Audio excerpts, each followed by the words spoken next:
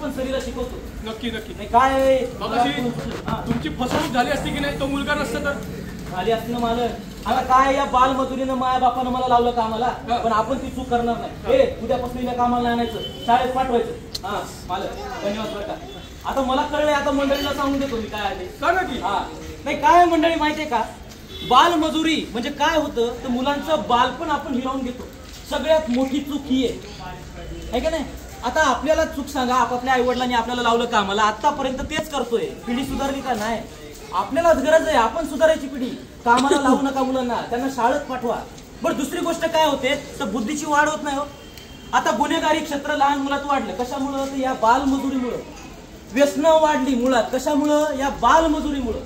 कळतच नाही ना खरं काय खोटं काय, जे लोक सांगतील तेच. तसं नाही करायचं, बालमजुरी टाळा. आता तुम्हाला आजकालची गोष्ट सांगतो, आत्ताची घडलेली. अहो बिहारवरून मुंबईला 19 मुलांना रेल्वेनं पाठवलं गेलं कामासाठी. आता तिथले पोलीस कर्मचारी चांगले, त्यांनी त्या मुलांचा रेस्क्यू केला आणि त्यांना त्यांच्या घरी पाठवलं. पण सगळ्यात घातक गोष्ट काय तर हे कळलं की त्या मुलांना कोणी किडनॅप वगैरे करून आणलं नव्हतं, तर त्यांच्या आई वडिलांनी 3-5 हजारासाठी त्या मुलांना विकलं होतं. ही किती घाणेरडी गोष्ट सध्या चालू आहे 2024 साली अजून सुद्धा.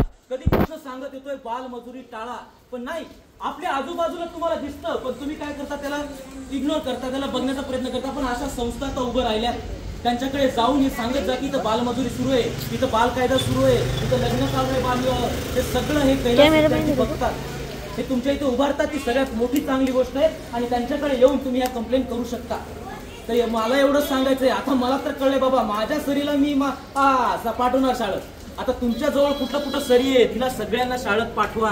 हा तर नमस्कार मंडळी, एवढंच सांगायचं होतं. आणि सगळ्यात महत्वाचं म्हणजे बालमजुरी टाळा. कहाणी सांगतो खरी खुरी, आजूबाजूला घडणारी आणि प्रत्येकाला बोचणारी, भोळ्या जीवाला टोचणारी.